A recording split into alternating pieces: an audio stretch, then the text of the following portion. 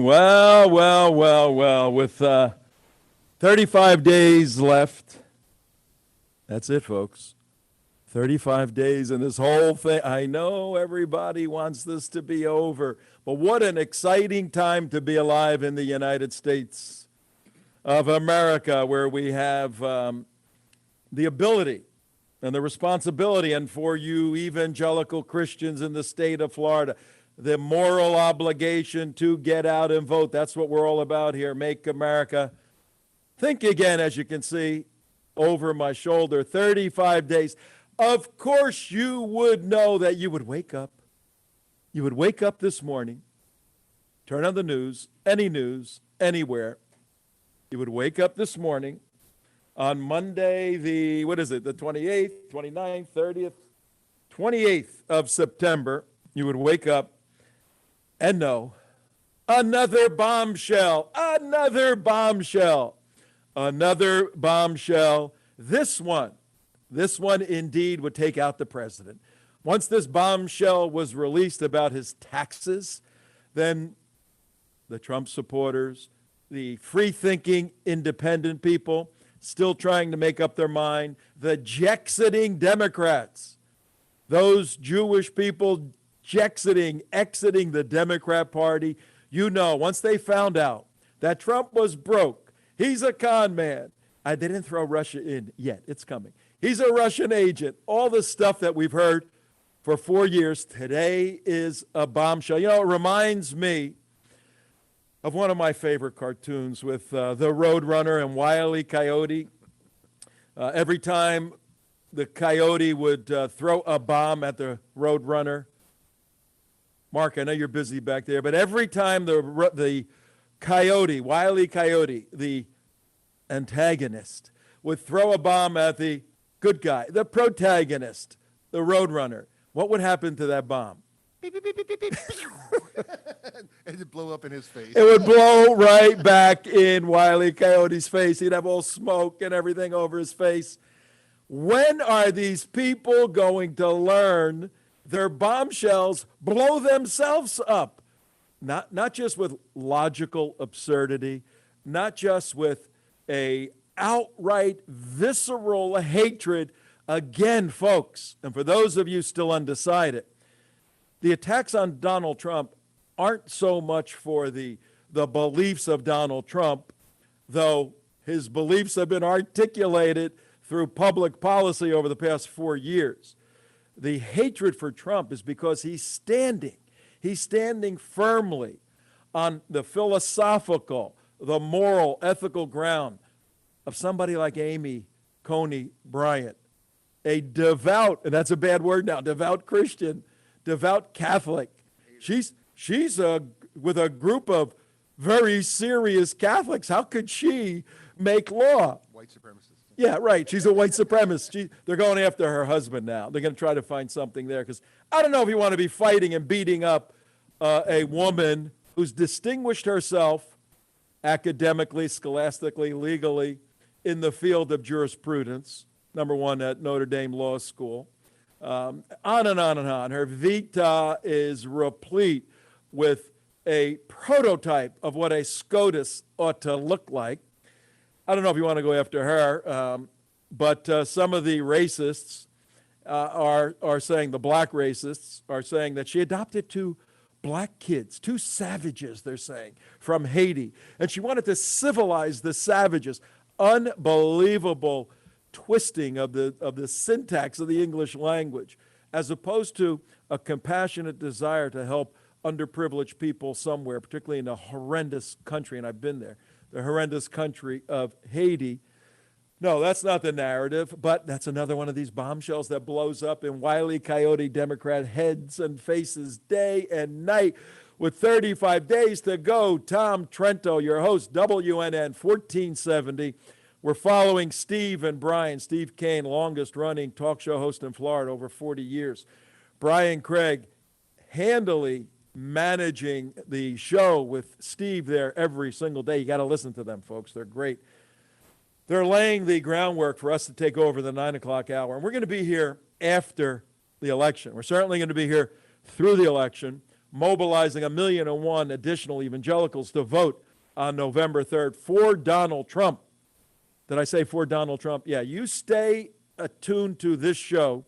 The days ahead, we're going to give you fact-based, oh my God, facts, fact-based, logically vetted, logically valid, theological reasons why evangelical Christians, true Bible-believing Christians, must vote for Donald Trump. I'll lay that out for you clearly. How can I do that? What's your credibility, Trento? I happen to be a trained apologist, Christian apologist, evangelical Christian theologian. That's my background. I kind of know this stuff fairly well. And on this day, I'm missing my co-host. Where's my co-host, Susie Gold? What happened to her? What happened to Susie Gold? Mary. Kipper in. She's kippering. She's kippering. Mary, are you with us? I'm with you, Tom. And Mary's hand. Mary's hand. in here as well. Rogan's here. Good, good. I'll get with him in a moment. We're missing our Susie Gold today. Susie is an observant Jewish woman. So we have a nice team here, an evangelical and a Jewish woman. She's observant, which means she's not eating today, Mark. Oh, really? Yeah, today's a big day for our Jewish brothers and sisters, the observant ones, the ones that take this stuff seriously. Today is Yom. Yom in Hebrew is day. Kippur. Basically, the English translation is atonement, Day of Atonement. Remember 10 days ago we talked about Rosh Hashanah, that bringing in the new year in Leviticus. And for 10 days, Jewish people have been evaluating their lives. And if you've had a Jewish friend, and we have many who have contacted us, and said, look, if we messed up, if we bothered you, if we upset you, let us know. Let us know. We got to get everything right for Yom Kippur. Right. And on this day, it's a day of reflection as to who Elohim is, who Hashem is, different names for God. You'll notice observant Jews don't even write the word God. They put a G, a dash, and a D because it's so holy. They wear a kippah, the men, which is a sign of separation from the Almighty God and lowly man. And today, they deny themselves food, not just to lose weight. It's not the purpose. Like me, I deny myself food to lose my Wuhan 10 pounds. It's coming down. But they deny themselves food so they can focus on the introspection in their lives so that at the end of this day, this evening, it started last night, there will be a writing of their name in the book of life for the next year. Right. So our prayers go out to our Jewish brothers and sisters on a tough day. And if you want to have fun with your Jewish brothers and sisters, just walk up to them and go in and look at them and just going, I'm waiting. I'm waiting for what? For the apology. Yeah. And you say, well, what am I supposed to? No, I'm just remember waiting. 3 weeks ago? You remember that thing 3 weeks ago? Yeah. Oh, no. So anyway, we got a great show today. Coming up in a little while, Rudolph Tinker. Rudolph Tinker is a African-American political activist here in Palm Beach County. We're broadcasting WNN 95.3 iHeartRadio worldwide and WNN 1470 on the AM side. The terrestrial signals going from Miami way north. We're covering 4, 5, 6 million people. And everybody's tuned in today. We know that. We're also live streaming at theunitedwest.org. So we want to see you guys there. Rudolph Tinker is an advocate of policies that I don't agree with. Governor DeSantis came out with proposed legislation to tighten down on the rioters, all of that. So we're going to have a discussion with Rudolph Tinker, Professor Rudolph Tinker, in a little bit. But first, someone that we all know, maybe you don't know, Rogan O'Hanley. He's an Italian guy. Is that an Italian name? Rogan, you with us? Yeah, I'm here. I'm an Italian guy. Rogan O'Hanley, not quite Italian, but we let anybody on this show. Give us a little background. You were a very prominent entertainment attorney in the cesspool of L.A., Southern California. You did your thing there for a few years. And what happened? I mean, what were you doing? What happened, and what are you doing now? Thanks for having me on.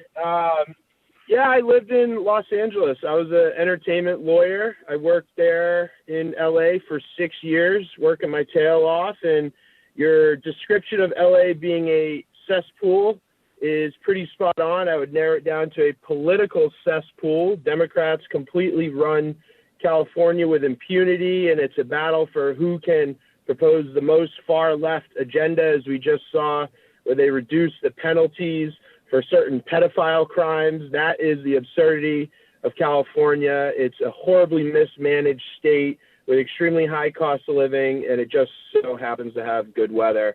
I had enough. I came to the great Sunshine State, and I've been loving it here for the last 3 years. Well, I don't want you to give out your home address, but what part of this great state? We're down in Palm Beach County. Where are you? I love Palm Beach. I'm in Pinellas County, trying to keep it red and flip it for President Trump in 2020, and for a good friend of mine, Anna Paulina, who's running against Charlie Crist in the congressional race here. Well, you came from the left coast, the West Coast. You didn't quite make it all the way over to the East Coast over here with us New York, New Jersey boys and girls. But that's okay. You're on the West Coast of Florida. That's okay. We need help out there. You have become an internet sensation. You have like a gazillion followers on Instagram and Twitter. What was that transformation in your life? Yeah, so like you said, I've got over almost 2.5 million followers across all my social medias, primarily Instagram and Twitter. And it all stemmed from the fact that I worked in industry, Hollywood, in a state where anything, if you were publicly supportive of President Trump or the Constitution or even the American flag, you were deemed a radical, hate speech speaker. And so I created an anonymous outlet on Instagram, and I called it DC Drano, because I want to drain the DC swamp. I don't like corruption. And I started to post anonymously, and I started to get, a couple thousand followers in the first couple weeks. And I said, you know what, I'm really onto something. And I believe in the power of memes. I'm not sure how familiar your viewers are, but, all over Facebook, Instagram, I think memes are some of the most effective ways to convey a message, and especially to expose, corruption in DC and elsewhere. So that's what I did. And, 3 years later, it's grown into something pretty big, and I'm no longer anonymous, and I'm a proud and, vocal Trump supporter. You're a vocal Trump supporter. So when the bombshell came out this morning, Rogan, the bombshell, it's interesting, these bombshells, the New York Times found legally, they say, ways to get their hands on Trump's taxes. It must have happened like yesterday they found it, and they put it out very quickly. What did it blow you away? You found out that Donald Trump only paid $750 in taxes. I mean, What? Are you still a Trump What? supporter? What? Well, correct me if I'm wrong. I believe he paid $750 in income tax, which, when you're a business owner and you're employing thousands of people and paying property taxes and payroll taxes and Social Security taxes, they don't want to talk about those taxes. They just want to talk about income tax, which if you're a salaried employee is where you get, most of your tax taken out. Who does Donald Trump work for? He works for the American people. And last I checked, he was not only donating his salary as president to, worthy causes such as, veterans, the VA and helping them, but he also, they say, oh, he's using the office to enrich himself. And then today in these tax returns, they're saying, wow, Donald Trump really doesn't make a lot of money. In fact, he's losing money. Yeah, this guy is sacrificing his personal wealth to the tune of hundreds of millions, if not over $1 billion, to serve the American people. I'm a lot more concerned with people that make money while serving the American people. People like the Clintons, Pelosi, who made tens of millions, hundreds of millions of dollars by selling power from their elected office. Those are the people we should be concerned about. Well, our friends over at the People's Cube, which is a great website, the People's Cube, they tweeted out this morning regarding income versus net worth, that whole issue, and regarding whether or not the president has lost money in 4 years being the president. But they tweeted out this, and I said, spot on. Here's what they said. They said, now we have to teach the concept of income versus net worth to people who think women have a penis. Let that sink in, okay? The Democrat Party has gone off the cliff like lemons, off the cliff on science. They talk about follow the science, follow the science. I happen to be a very ardent pro-lifer. You want to follow the science? Any Democrat in the world? You want to follow the science of an unborn baby, the fetology, embryology, all of that? Now we got to teach these people basic economics, people who think women have a penis. What do you think, Rogan? I frankly don't think they actually care that much about Trump's tax returns. I think it's a very dry subject. This clearly is timed to impact Trump right before the debate, weeks before the election. And I don't know if you saw what I consider to be a much bigger bombshell, not something the left has been chirping about for years, but something that President Trump has rightfully brought up and has been ignored, is voter fraud. Project Veritas just released undercover videos from Ilhan Omar's district in Minneapolis, where people on camera are saying they get paid to fill out blank ballots and submit them in favor of Ilhan Omar. Hundreds of ballots. I watched the expose that James O'Keefe has done. We have followed James O'Keefe for many years and are friends with him. And video number two is coming out today. I follow. I get up very early and follow all the broadcast stations and the cable stations. I don't know. I missed it. Did you see MSNBC or any of those people reporting on O'Keefe's expose on Ilhan Omar's total fraud? I mean, she's running a mafioso operation in Minneapolis. Yeah, no, I haven't seen anything on the media, and they're going to come out with their usual attacks, I assume, saying Project Veritas manipulates the footage, they lie. And James O'Keefe, actually, who is a hero in my opinion, deserves a Pulitzer. He actually has a wall of shame of all the people that have defamed Project Veritas, who he sues in court and wins. So this will just be another round of victories for him, I'm sure. But President Trump thankfully tweeted about this whole issue this morning, calling out Ilhan Omar directly and calling out the U.S. Attorney in Minnesota. So hopefully we'll see some action, regardless of whether or not the media wants to accurately or even nominally cover it. All right, for those of you just tuning in, 9:21 in the morning, Tom Trento, your host. No Susie Gold today. It's Yom Kippur. She is an observant Jewish woman. She's home, not eating, reflecting, praying, and we'll welcome her back tomorrow. We miss you, Susie, and many of our Jexit friends, friends with Jexit. Same thing. It's Yom Kippur, a very, very holy day in Israel. Everything shuts down. It's shut down anyway because of the Wuhan, but so our prayers are going out for all of them. Tom Trento, WNN. I'm your host here on our show. Rogan O'Handley is with us. Do we have our next guest with us? And a lot of stuff going on right now. We have a good friend of ours, Alan Bergstein.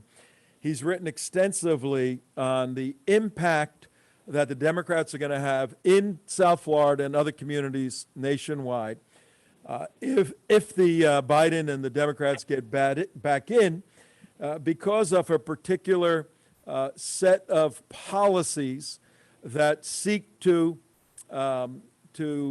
solve the social justice problem of suburbia. And it's a 13% issue. And Alan has done extensive work, and they cut a little soundbite, little commercial. We're going to play it right now, and then I want to get your input on this, Rogan. Go ahead, Mark.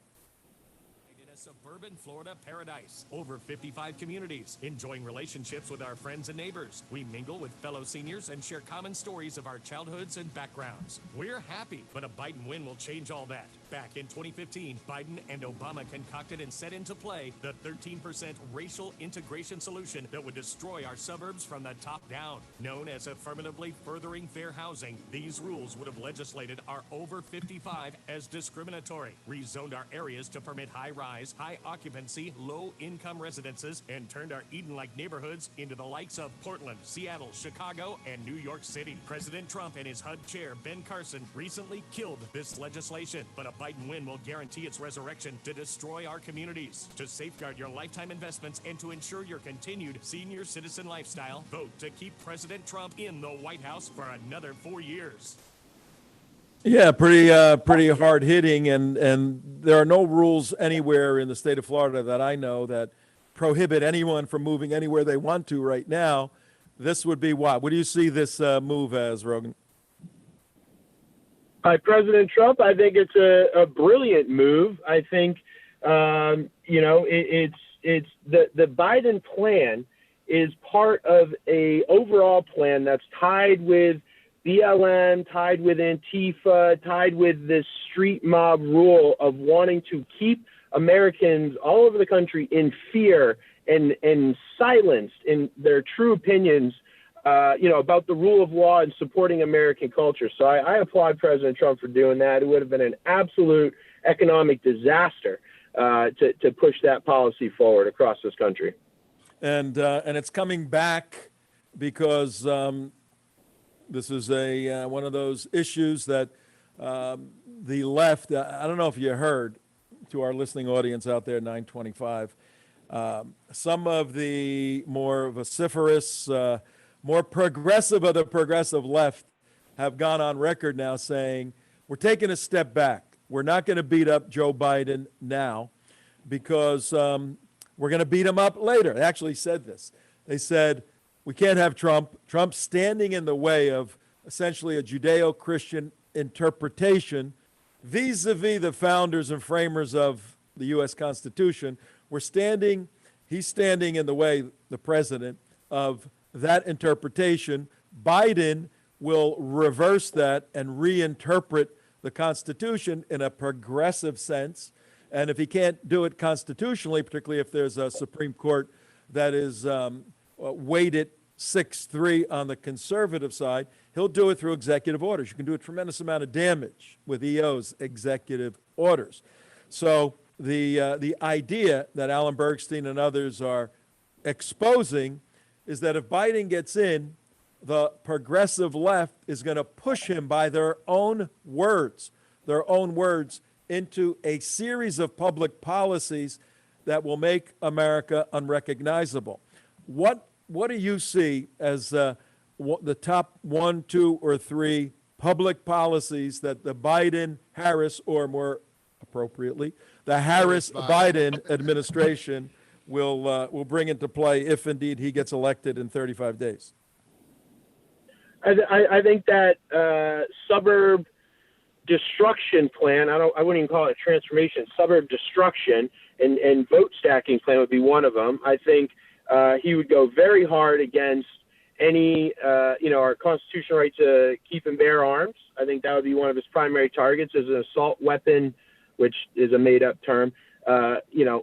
AR-15 ban, or registering them with the federal government, which is equally as scary. And I also think he would raise taxes and combine that with some type of socialized health care plan. He already ruined health care in 2008 with the Affordable Care Act, the Unaffordable Care Act. And I think he would go for round 2 and make it even more socialist and more, filled with government. So those are the 3 things I think he would focus on most. Yeah, again, it would be a reinterpretation of the originalist. That's a good term. You're going to hear a lot in the days ahead. Starting on the 12th will be the beginning of the hearings for Amy Coney Barrett. And timeline that Lindsey Graham and McConnell have looks like it can get done before November 3rd. Everything seems to be in place, but there's going to be leftist efforts to derail, whether somebody gets sick or Joe Biden gets a flu or whatever. There's going to be something going on somewhere. I mean, we know that. Another October surprise, that's going to happen. But I was watching that morning show. Mark, that show you like, morning Morning Mika. stupidity, morning Mika, Yeah. morning nonsense, morning Joe, morning Joe. Ironically, in 1994, I ran a congressional campaign for Gingrich in California, and Joe Scarborough was one of the young bucks that came in, and he got elected as a congressman from from Florida, northern Florida, and was a Republican. I don't know what the heck happened to him. He's gone over in the deep end.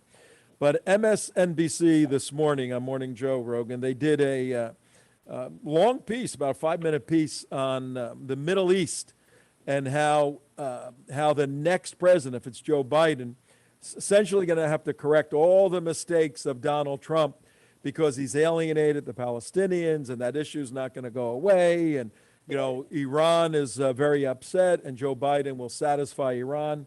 Have you been following Iran and the Middle East and all of that? Weigh in on that, Rogan. Absolutely. I find it interesting that the media is going out of its way, doing all these mental gymnastics to make peace seem evil. The recent peace treaty between Bahrain and Israel, I believe, is only the 4th Arab country to recognize Israel as a nation, with 2 of them being added under President Trump. And this is since 1968. So in that 60-year period, only 4 Arab countries, including Egypt, I believe the most recent one was UAE, and then Bahrain, and there's one other one. Trump has ushered in 2 more of those. He has doubled the amount of Arab countries recognizing Israel, which is incredible. He moved the embassy to Jerusalem despite the threats from, terrorists in the region. And he's making an actual deal that stops the Iran nuclear program and doesn't just send them pallets of cash and then they hold our brave Navy military personnel on their knees with their hands behind their head in a show of force. President Trump doesn't deal that way. It's peace through strength. And Iran is going through a very, very tough time economically. And, the heat is on. And that's what he's going to do to bring them to a table to make a deal that, actually benefits American interests, not Obama's, evil friends in the Middle East. All right, it's 9:30 in the morning. The morning's going by very quickly here. 35 days left. Tom Trento, your host, WNN 1470. Ladies and gentlemen, tell your friends about the show. The audience is growing and growing and growing. People are listening on iHeart. If they're driving in their car, they're listening on 1470, 95.3, a whole variety of ways. If they're home, we have a lot of people that are at home putting it on their big screen TVs through YouTube, going to our website, The United West. Our special guest, Rogan O'Hanley, who was a very prominent entertainment attorney in the entertainment capital of the world in southern Los Angeles. I did work, Rogan, with a law firm out there, Greenberg Traurig. They do a lot of work on entertainment law. You may have heard of Greenberg Traurig. Great firm. Yeah, good people. And we have Rogan with us, and we're going to open it up right now for Mary, who is up north handling our video presentation, for Mark in the control room.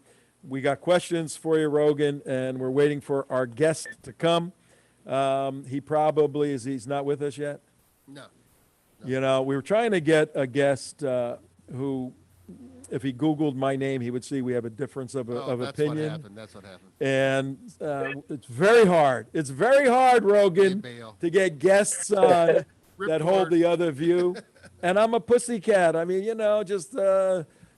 it doesn't take much. I got a lot of questions for Rogan. So can you hang on for a little longer, Rogan? Oh, as much time as you want. Have a great time. All right, you may be our special guest for the whole show today, which is fine. Mark has some questions, and I think Mary does too. Go ahead. Yeah, Rogan, we are, and this is a legal question as far as a business question. We're blacklisted on Google. We're banned on Verizon, AOL, Yahoo. We've been removed from Vimeo, PayPal, and we're censored on Twitter, Facebook, and YouTube.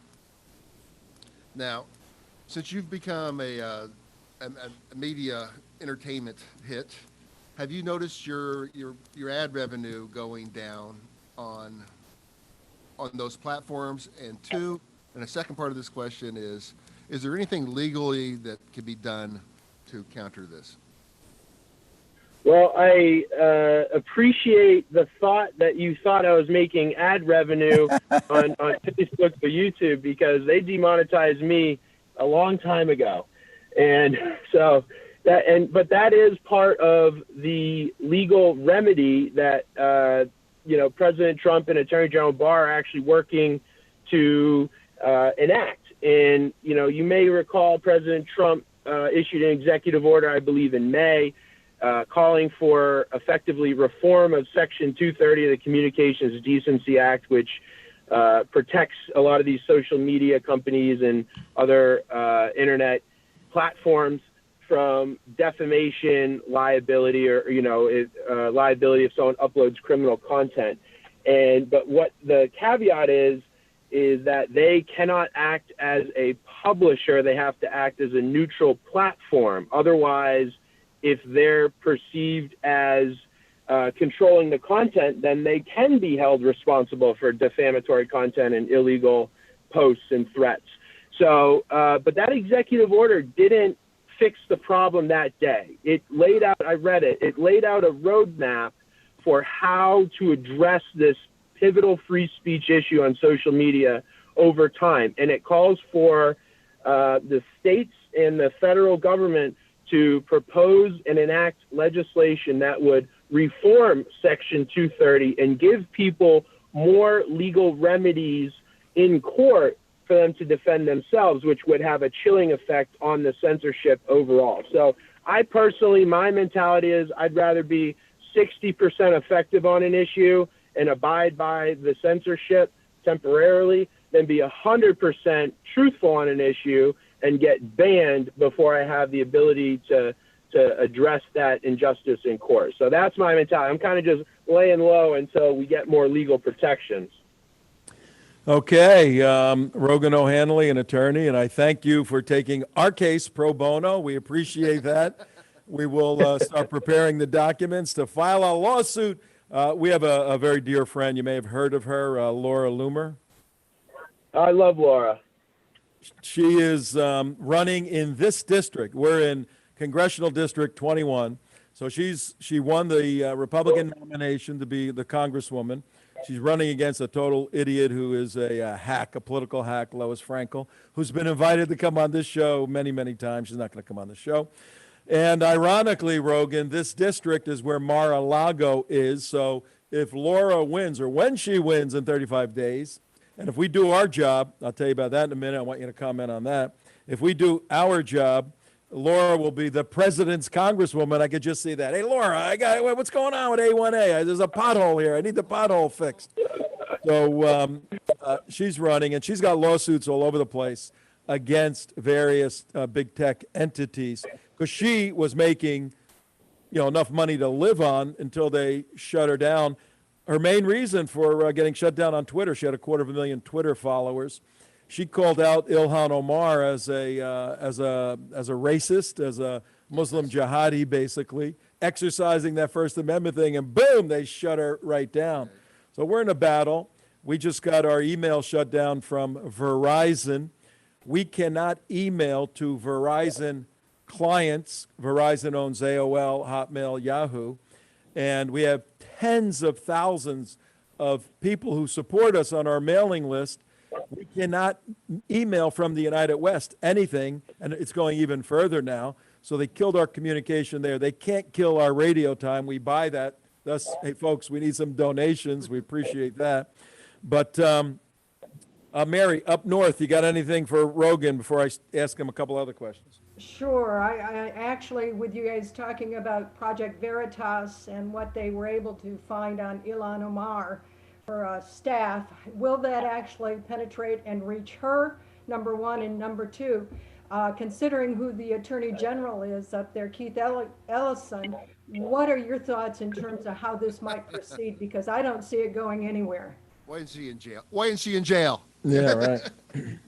Right. This is just another felony that she's likely committed. You know, Laura Loomer, in my opinion, is a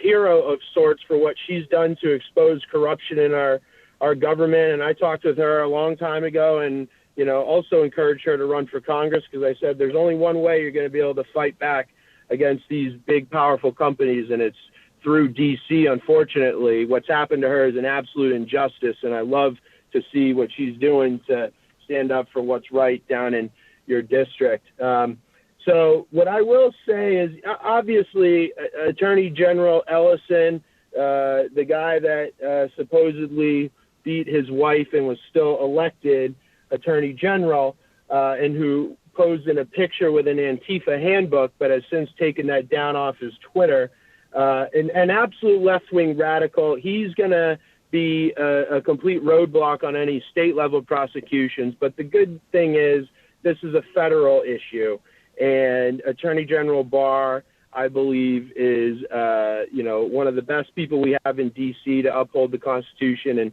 hopefully there'll be some action from the U.S. Attorney's Office on this issue. I would love to see some people on the other side of the aisle actually put in handcuffs instead of just President Trump's friends. We are seeing one-way justice, and that can't last. So I personally think that this issue, regardless of whether or not they're able to tie Ilhan Omar to it directly, although I do think she had knowledge, but I think this is going to be an issue that affects mail-in balloting nationwide, because it's showing how easily and how wantonly these people will abuse this system. And they, this guy had hundreds of blank ballots in his car and was openly talking about how it's all about the money, Ilhan Omar's favorite anti-Semitic phrase, and, can be easily manipulated. So we're seeing more and more of these cases. I think it boosts the claim that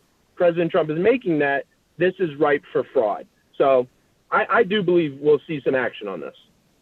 Yeah, we need to. And ladies and gentlemen, at 9:40 in the morning, Tom Trento, your host, I have a special guest, Rogan O'Hanley, who was a entertainment attorney in California, living the good life. I mean, look, it's a beautiful state. I used to live there part-time, and it's got everything. It's got oceans and mountains and all of this stuff, but the government has been destroying it year by year by year, and so many people are moving to Florida and Texas and Arizona and getting the heck out of there.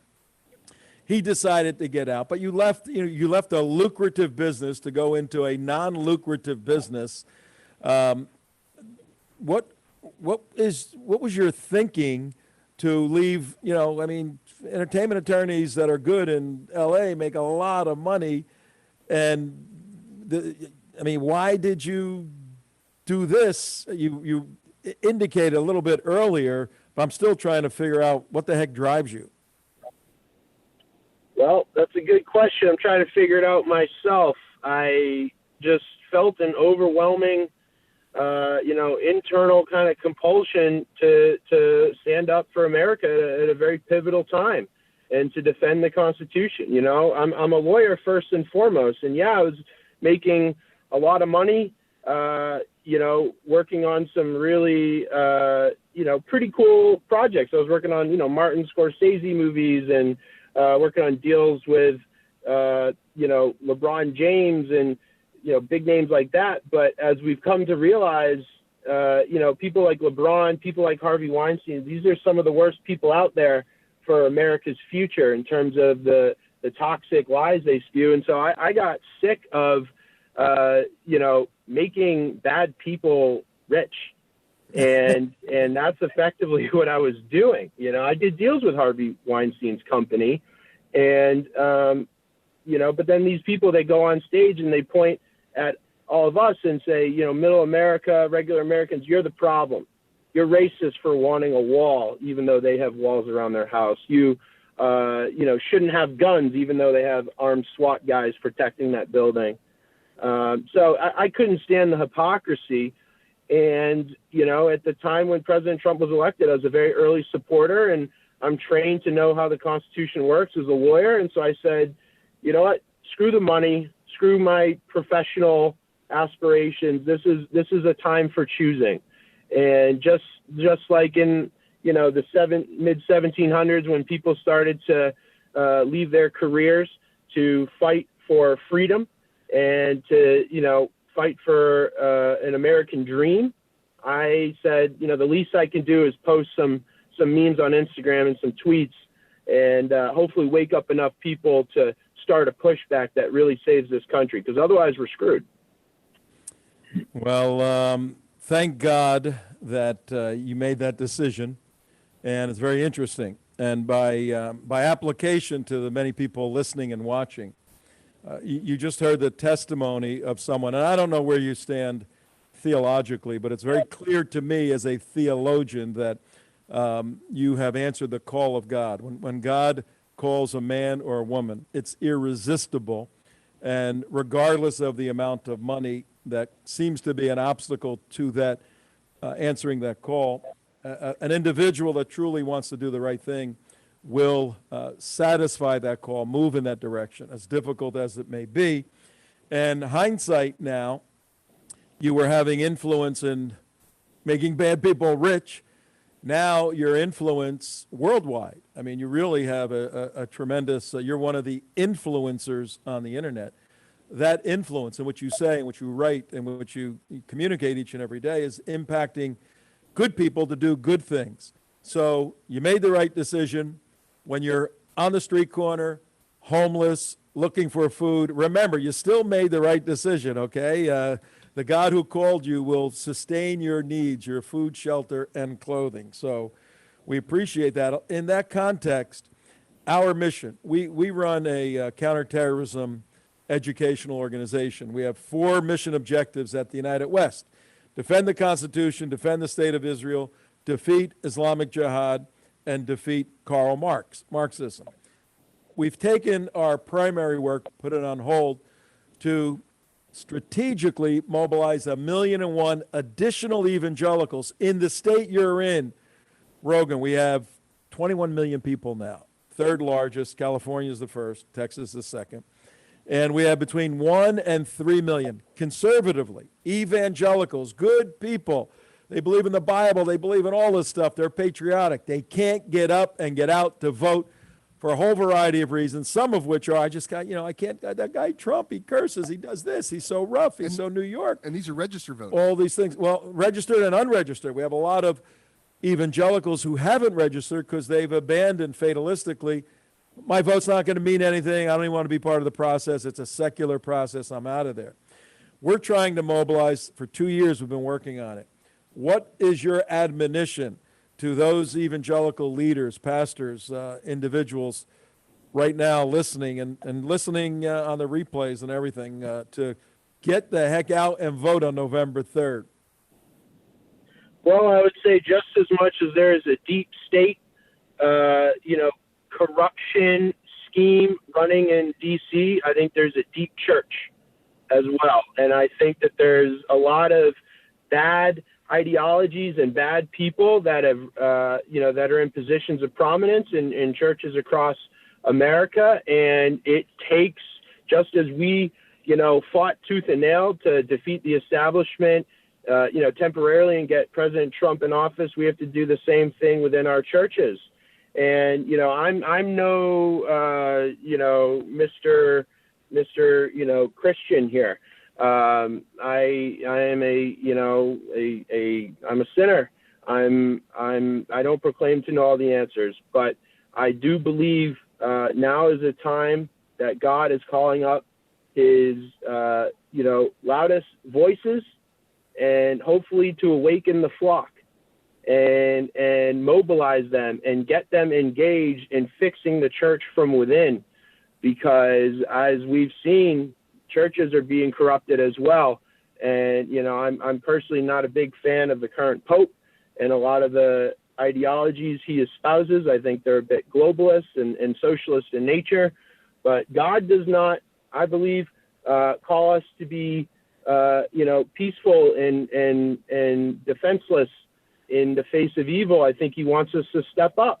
I think he wants us, evil only wins when good people do nothing. Jesus he went into the temple and he flipped tables and chairs. I think we got to start metaphorically doing the same. to save our churches and then wake up these people and save this country. So that's where I stand. Amen. Amen.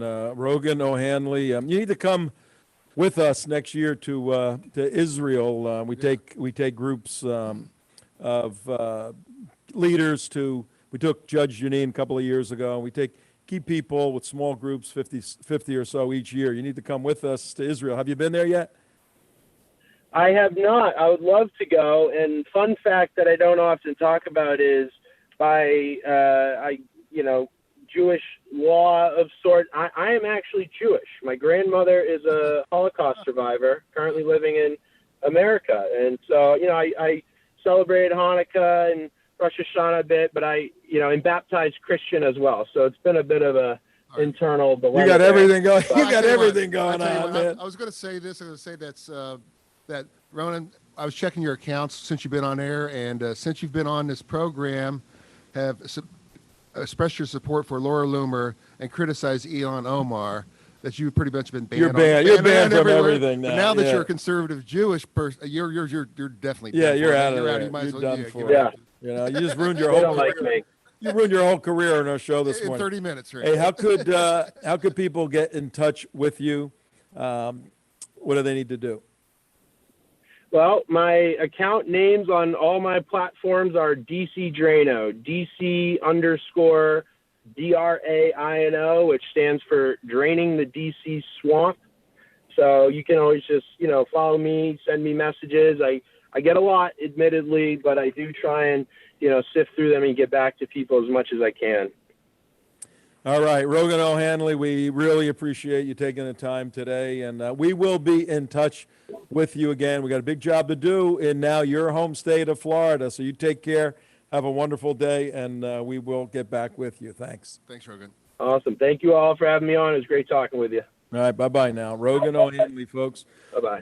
9:50 in the morning, and we here, especially working with our Jexit partners, we try to bring Jews and Christians together. We brought a guy together who's got a Jewish background, Christian background. He's got the whole thing going for him. But I'm telling you, I know how lucrative it could be in California. He walked away from that, and God clearly has a call in his life. And he puts out a tweet, and it gets thousands and thousands of views. And if you follow the responses, people go, "Oh, great point." Tremendous way of influencing people. So we're glad that he was on. Good friend of ours who came to Israel with us last year, Joe Kakadi, is friends with Rogan, and he told me to get in touch with him. That's how we got in touch with him. Thanks, Joe, for putting us together. Mark, what are you doing back there? What are you showing me? Commercial? Yeah. We're gonna play that bit again that Alan Bergstein and his group are pushing very, very hard to awaken people in all states to the mess that would be forced on people if the Biden administration gets control of redesigning for political purposes with the progressives pushing them suburbia. Check this out. No, maybe not. Check this out. Check this out. Go ahead. Check this out. No, go ahead. Oh, all right. For some reason. Here it is. All right. Well, I had you It good? died. Yeah, for some reason. Okay. Go ahead. Okay. All right, little technical difficulty there on running our spot at 9:52 in the morning. Tom Trento, your host, WNN 1470.